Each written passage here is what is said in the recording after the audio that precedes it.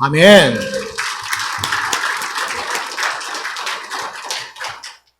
하나님께서 영광 받으신 줄로 믿습니다.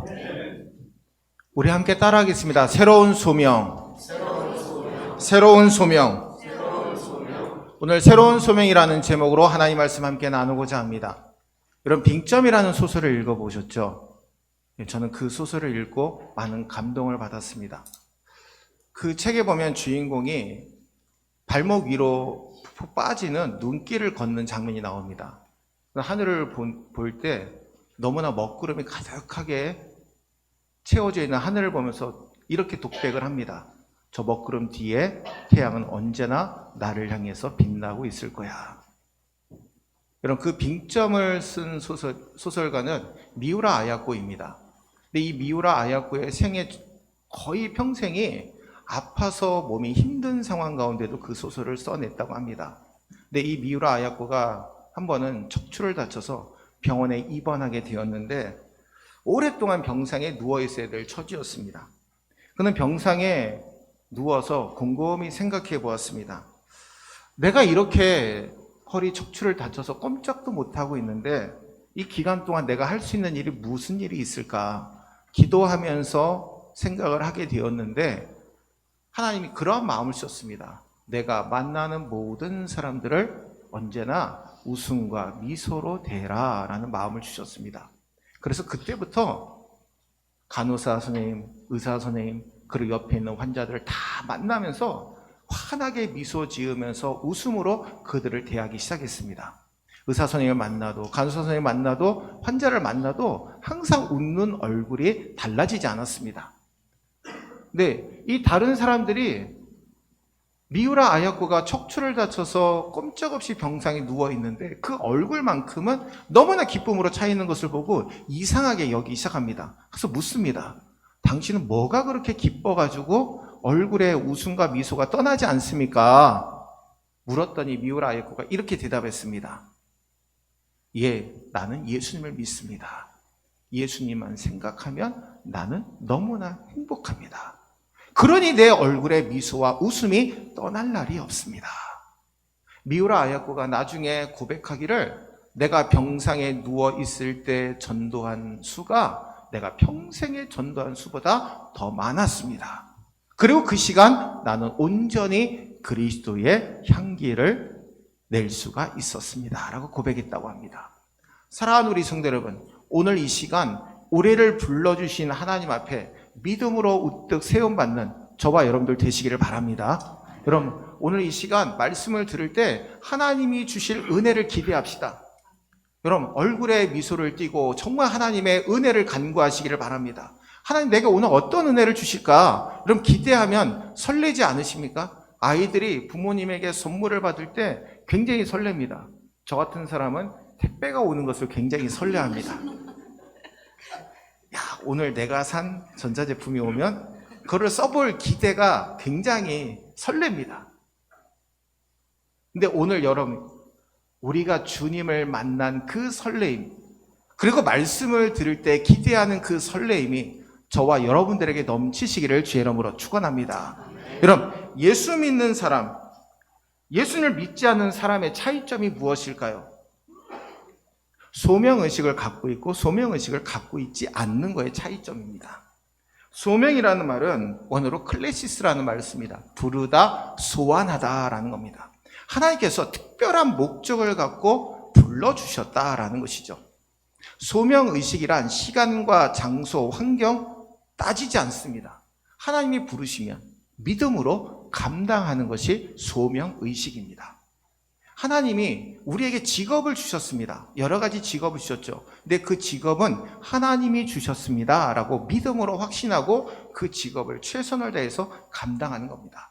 여러분, 가끔씩 그 복권에 당첨된 사람들의 기사가 외국 사람들도 우리나라 사람들도 등장을 합니다.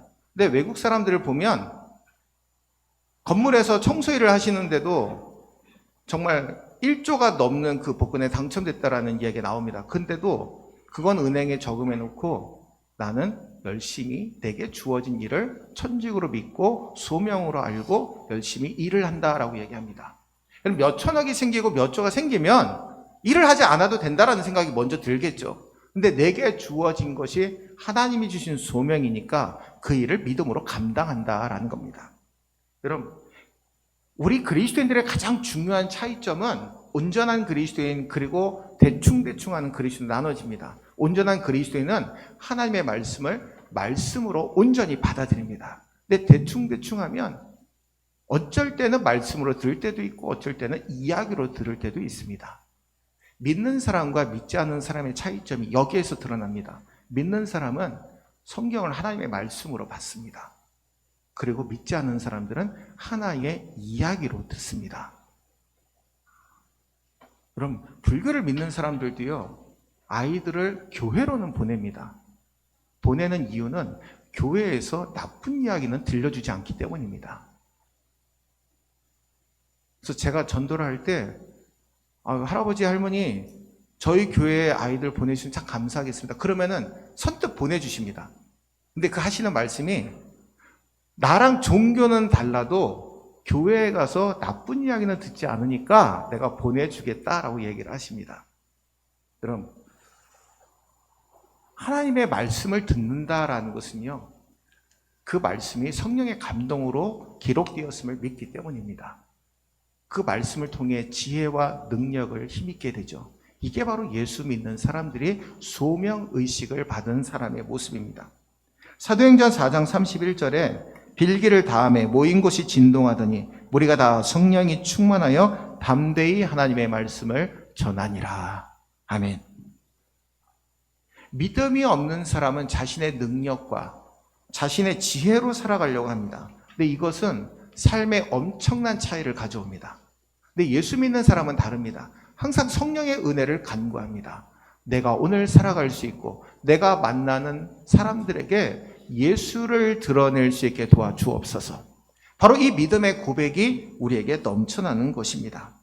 고린도전서 1장 24절 말씀 우리 함께 읽겠습니다. 오직 부르심을 받은 자들에게는 유대인이나 헬라인이나 그리스도는 하나님의 능력이요 하나님의 지혜니라. 아멘.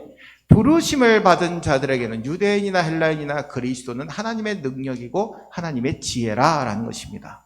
예수만이 우리의 능력이고 예수만이 우리의 지혜의 근원이 된다라고 분명하게 말씀하고 있습니다.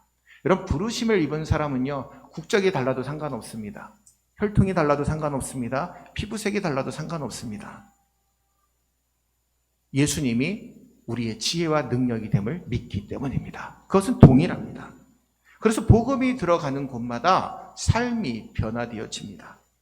예수님을 믿고 이 땅에서도 천국을 경험하며 살아가는 것이죠.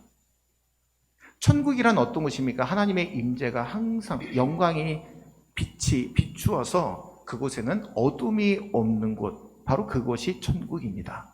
근데 이 땅에서도 우리는 천국의 삶을 살아야 된다라는 겁니다. 우리가 그냥 하나님의 나라 천국에 가서만 천국의 삶을 사는 것이 아니라 이 땅에서도 하나님을 증거하면서 하나님이 주시는 기쁨으로 천국의 삶을 살아가야 됩니다. 그러한 자가 소명의식을 받은 사람입니다. 누가복음 19장 말씀을 읽다가 전 참 큰 은혜를 받았습니다. 항상 말씀을 증거하고 그리고 삭개오에 대한 말씀을 증거하지만 그 말씀을 읽을 때마다 참 새롭습니다. 19장에 보면 삭개오라는 사람이 등장하죠. 키도 작고 볼품도 없습니다. 그런데 그 삭개오에게 예수님이 찾아오십니다. 여러분, 예수님이 찾아오신다면 우리 어떨까요? 온갖 치장을 다 하고 예수님을 기다릴 것입니다. 그리고 예수님께 어떤 말을 물어볼까? 어떻게 예수님을 대할까? 기대감을 갖고 설레감을 갖고 예수님을 만날 것입니다. 오늘 삭개오에도 그런 마음이 있었다라는 것이죠. 사람들에게 야, 너는 민족의 빼국노야, 너는 반역죄야라고 반역자라고 뒤에서 손가락질 받는 거 알고 있습니다.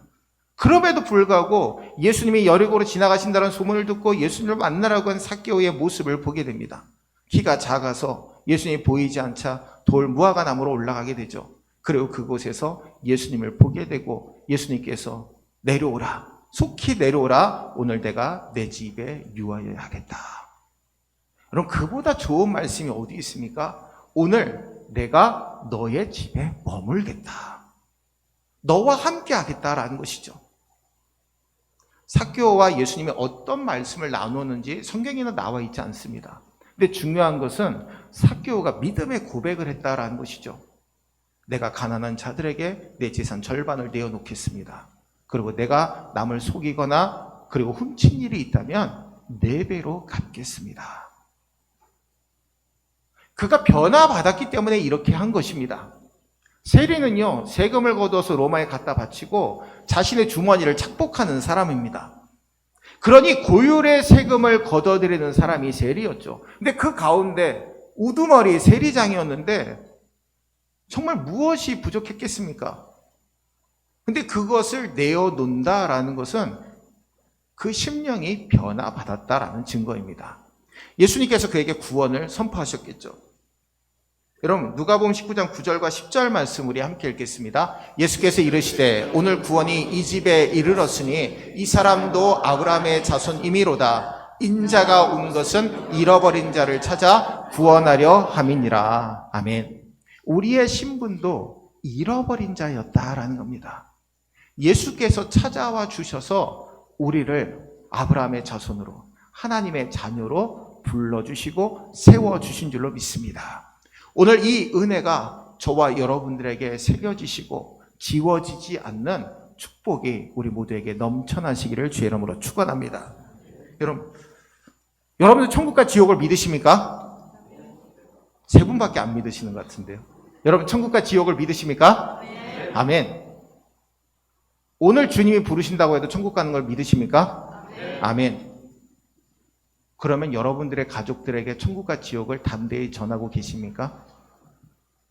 믿지 않는 가족들에게 내가 천국과 지옥을 믿고 있는데 온전히 전하고 계십니까?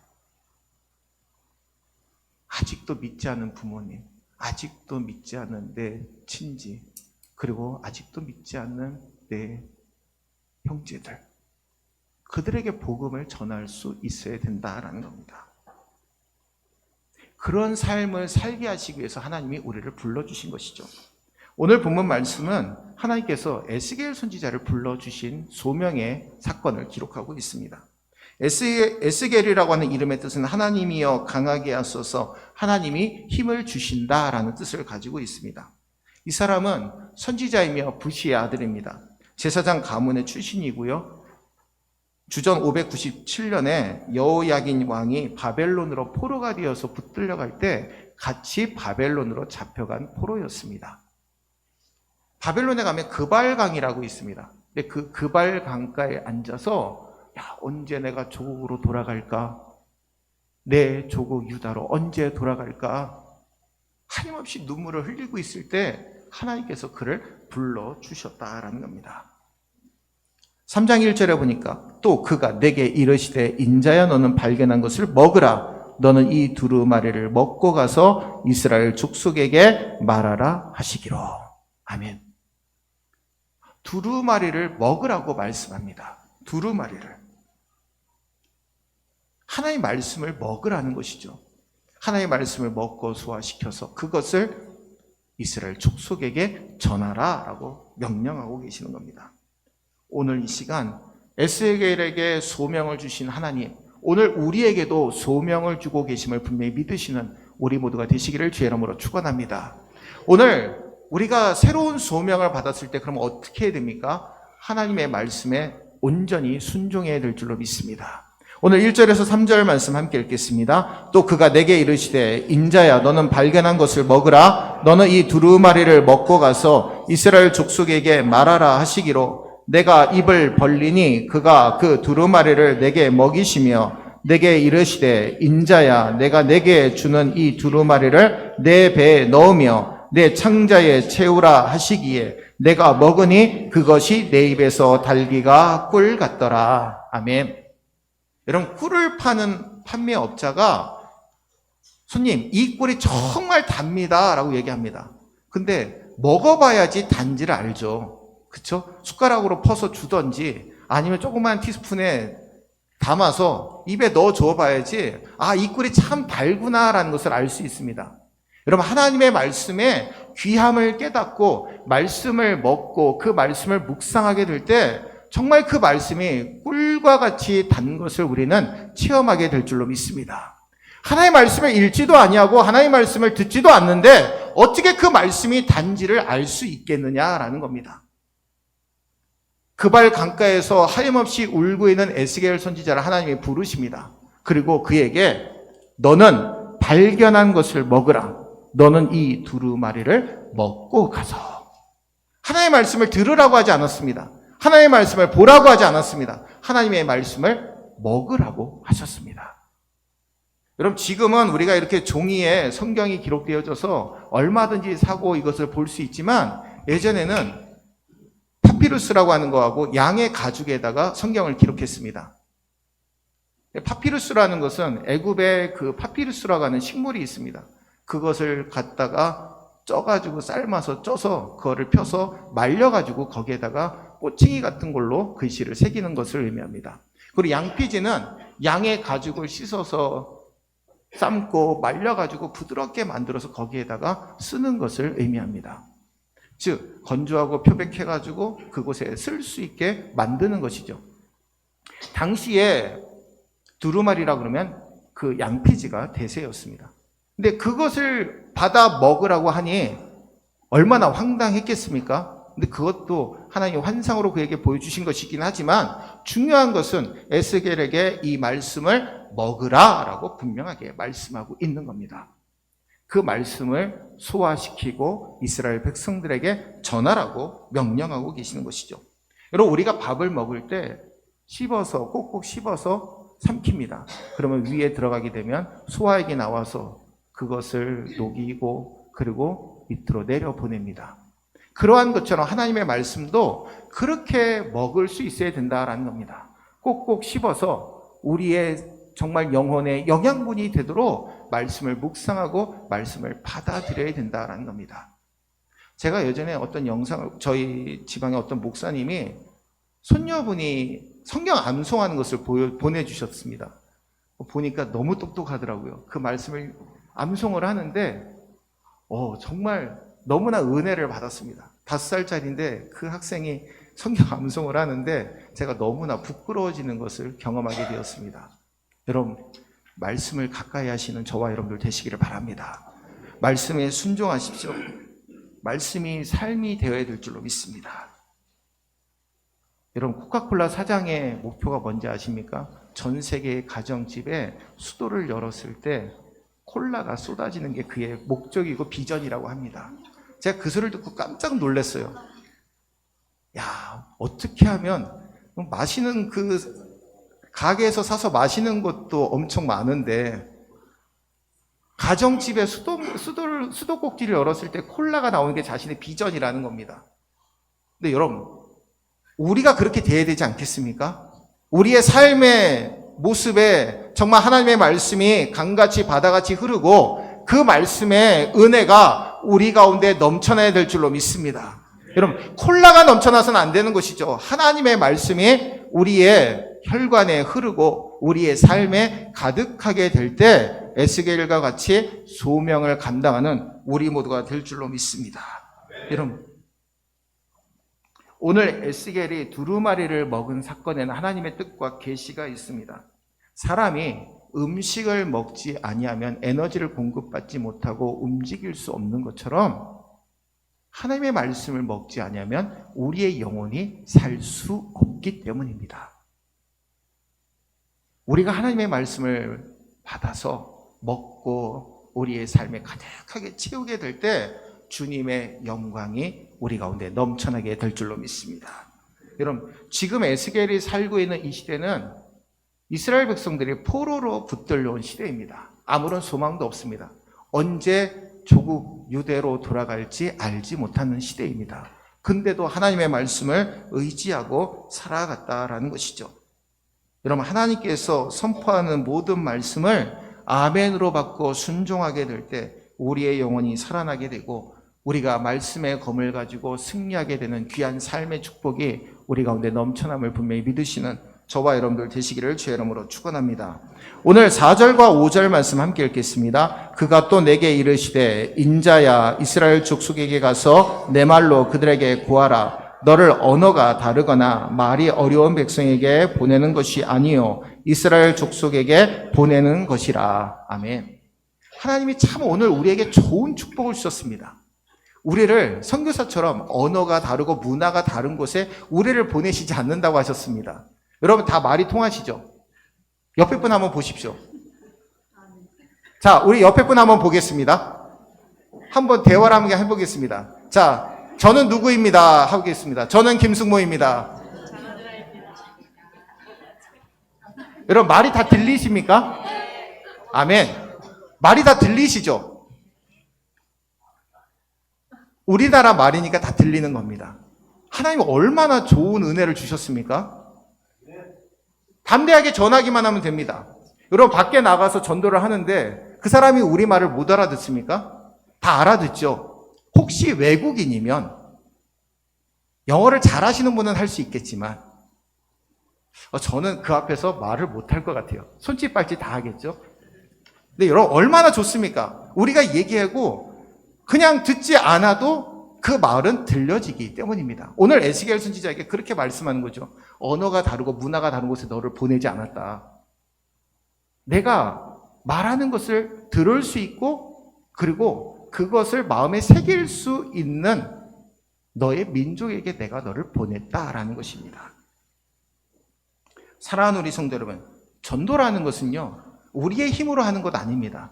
하나님이 성령의 마음을 주실 때 그 일을 감당하게 될 줄로 믿습니다. 오늘 이 시간 말씀에 순종합시다. 그 말씀에 순종함으로 말미암아 하나님을 증거하시는 저와 여러분들 되시기를 주의 이름으로 축원합니다. 두 번째로 새로운 소명이 주어졌을 때 두려워 말고 담대히 전해야 된다는 겁니다. 함께 따라할까요? 두려워하지 말고 담대히 전해야 합니다. 8절과 9절 말씀 함께 읽겠습니다. 보라 내가 그들의 얼굴을 마주보도록 내 얼굴을 굳게 하였고 그들의 이마를 마주보도록 내 이마를 굳게 하였을 때 내 이마를 화석보다 굳은 금강석 같이 하였으니 그들이 비록 반역하는 족속이라도 두려워하지 말며 그들의 얼굴을 무서워하지 말라 하시니라. 아멘. 7절에 보니까 그러나 이스라엘 족속은 이마가 굳고 마음이 굳어 내 말을 듣고자 아니하리니 이는 내 말을 듣고자 아니함이니라. 여러분, 이마가 굳다라는 것은 고집이 세다라는 겁니다. 근데 에스겔은 어떠합니까? 그의 이마가 금광석같이 했다라고 말씀합니다. 믿음의 사람의 고집이 더 강하다라는 것이죠. 예수님을 증거하는 믿음의 삶이 더 강하고 담대함을 우리에게 말씀하고 있는 겁니다. 여러분, 목이 곧은 백성이라는 말은요, 독사 같은 삶을 의미합니다. 여러분, 독사가 사람을 물 때 고개를 빳빳이 들어 세우죠. 바로 그러한 모습이 목이 곧은 백성이라는 말의 뜻입니다. 그런데 그러한 모습 두려워하지 말고 너는 가서 전하라 라는 것입니다. 자, 우리 이 시간 옆에 분에게 한번 해보겠습니다. 안녕하세요. 화정제일교회에서 나왔습니다. 예수 믿으세요. 한번 해보겠습니다. 안녕하세요. 화정제일교회에서 나왔습니다. 예수 믿으세요. 아멘. 하실 수 있겠죠? 세 분만 대답하셨어요. 하실 수 있겠죠? 자, 제가 아침에 한번 연습해 봤습니다. 안녕하세요. 화정제일교회에서 나왔습니다. 예수 믿으세요. 그러니까 좀 얼굴이 펴지더라고요. 맨날 얼굴이 이렇게 막 얼굴상을 짓고 있다가 막 찡그리고 있다가 안녕하세요. 화정제일교회에서 나왔습니다. 예수 믿으세요. 좀 얼굴이 펴지는 것을 제가 보게 되었습니다. 어렵지 않죠? 여러분, 전도라는 것은요, 특별한 은사를 가진 사람이 하는 것이 아닙니다. 하나님이 우리에게 주신 지상 명령입니다. 하나님이 우리에게 주신 은혜라는 것이죠. 고린도전서 3장 6절과 7절 말씀해 보니까 나는 심었고 아볼로는 물을 주었을 때 오직 하나님께서 자라게 하셨나니 그런즉 심는 이나 물 주는 이는 아무것도 아니로되 오직 자라게 하셨나니 그런즉 심는 이나 물 주는 이는 아무것도 아니로되 오직 자라게 하시는 이는 하나님 뿐이니라. 아멘. 여러분, 예수 전하면 좋아하는 사람이 있고 안 좋아하는 사람이 있습니다. 그러나 우리는 두려워하지 말고 전하기만 하면 됩니다. 그 뒷일은 하나님께서 책임져 주심을 분명히 믿으시는 우리 모두가 되시기를 주의 이름으로 축원합니다. 오늘 10절과 11절 말씀 함께 읽겠습니다. 또 내게 이르시되 인자야 내가 내게 이를 모든 말을 너는 마음으로 받으며 귀로 듣고 사로잡힌 내 민족에게로 가서 그들이 듣든지 아니 듣든지 그들에게 고해서 이르기를 주 여호와의 말씀이 이러하시다 하라. 아멘. 그럼 이스라엘이 이마가 굳었다라고 말씀합니다. 고집이 세다라는 거죠. 근데 에스겔에게 금광석과 같은 고집을 주셨다라는 겁니다. 전도학자들이 통계를 내보니까 전도를 할 때 진지한 전도를 7번 정도 받으면 교회에 나오게 된다라고 통계를 냈던 적이 있다라고 합니다. 그러니까 여러분, 우리가 한번 전하면 정말 저 사람이 교회 나갈까? 그런 마음이 들 수 있다라는 거죠. 근데 7번 우리 다음 사람이 또 전하고 또 전하고 전하다 보면 10번 찍어 안 넘어가는 나무 없다듯이 7번 정도 진지한 전도를 받으면 그의 마음 가운데 예수 믿는 마음이 생기게 된다라는 겁니다. 나도 교회 나가볼까? 그 마음이 생기게 된다라는 것이죠. 성도 여러분, 우리가 핫팩을 주고 그리고 물티슈를 주고 정말 이게 열매를 맺을까? 라고 생각하면 아무런 열매 맺어지지 않습니다. 그런데 하나님께서 우리의 열정과 우리의 믿음을 보시고 하나님이 축복하실 거야라는 담대한 믿음의 확신을 갖고 우리가 전도하게 될 때 하나님께서 열매 맺도록 축복해 주실 줄로 믿습니다. 여러분, 교회는요, 전도의 사명을 감당하라고 세워주신 곳입니다. 공동체이죠. 교회가 외쳐야 됩니다. 근데 교회가 외치지 않으면 땅바닥에 굴러다니는 돌들이 외치게 될 것이고 세상이 외치게 될 것입니다. 아무리 이야기로 들을지라도 우리는 소명의식을 갖고 복음을 전해야 됩니다. 누가복음 19장 10절 말씀 우리 다시 한번 읽겠습니다. 인자가 온 것은 잃어버린 자를 찾아 구원하려 하심이라. 아멘. 함이니라. 아멘. 여러분, 예수님의 사명이 무엇이었습니까? 영혼 구원이었습니다. 그것을 위해서 십자가에서 보배로운 피를 흘리셨고 우리를 위해서 부활의 첫 열매가 되어 주신 줄로 믿습니다. 여러분, 전도는 특별한 은사를 받은 사람이 하는 거 아니에요. 저처럼 수줍음을 많이 타는 사람도 할 수 있습니다. 하나님이 은혜를 주셨기 때문입니다. 사랑하는 우리 성도 여러분, 우리의 삶을 그냥 적당하게 사시겠습니까? 아니면 하나님 앞에 충성하며 인정받는 삶을 살기를 원하십니까? 그럼 오늘 함께 우리에게 질문해 봅시다. 하나님, 이 세상 그냥 적당 대충 살다 가기를 원하지 않습니다. 하나님, 우리에게 담대한 믿음 주셔서 주님 증거하며 살게 도와주옵소서. 바로 이 믿음의 결단이 저와 여러분들의 결단이 되시기를 주의 이름으로 간절히 축원을 드립니다. 기도하겠습니다. 은혜로우신 주님, 담대한 소명의식을 허락하여 주옵소서. 말씀에 순종하게 도와주시고 두려워하지 말고 주님만 증거할 수 있게 도우시고 듣든지 아니 듣든지 복음을 전할 수 있는 우리 모두가 되게 인도하여 주옵소서. 함께 하심을 믿고 예수님의 이름으로 간절히 축복하며 기도합나이다. 아멘. 이 시간 우리 성찬식 거행하겠습니다. 우리 시부 장로님들 나오셔서 준비해 주시기 바랍니다. 성만찬의 초대입니다. 그리스도 예수 안에서 믿음으로 새로운 삶을 다짐하는 분들을 주님의 이름으로 성만찬의 식탁에 초대합니다.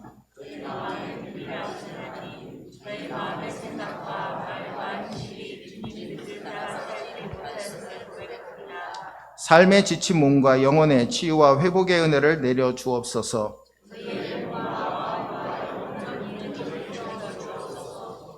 회개와 성결의 기도입니다. 우리의 심령의 모든 죄와 허물과 불신앙을 회개합니다.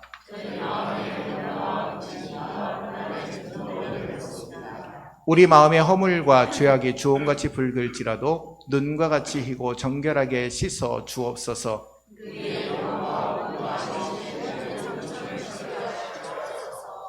감사의 기도입니다. 사랑의 하나님 언제나 함께 하시는 은혜에 감사드립니다.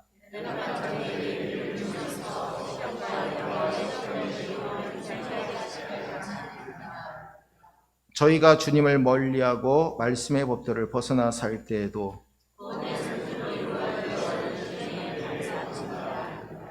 성만찬 제정사입니다. 받아 먹으라. 이는 너희를 위해 내어주는 나의 몸이니 먹을 때마다 나를 기념하여라. 이 잔을 마시라. 이는 죄사함을 얻게 하려고 너희를 위해 흘린 새 언약의 피니 성찬을 행할 때마다 나를 기억하여라.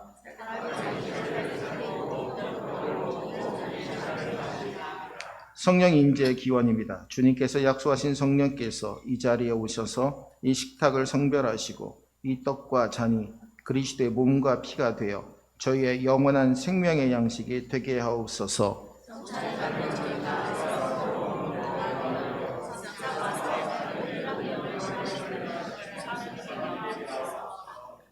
아멘. 성만찬의 기원입니다. 이 떡을 나눌 때 우리는 그리스도의 몸과 하나 됩니다. 이 잔을 나눌 때 우리는 그리스도의 피에 동참합니다. 주님께서 다시 오실 때까지 그리스도와 하나 되게 하소서. 우리의 영혼과 육체가 주 안에서 정결하고 강건하여 참된 평안을 누리게 하옵소서. 아멘.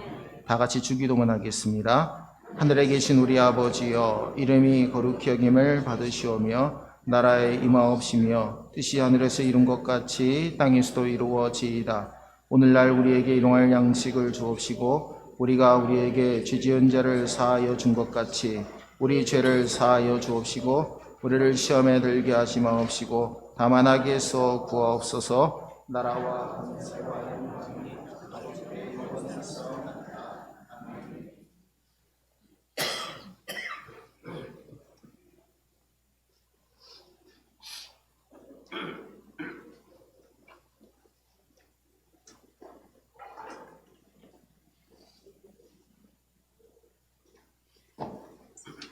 우리 성결의 기도를 드리겠습니다.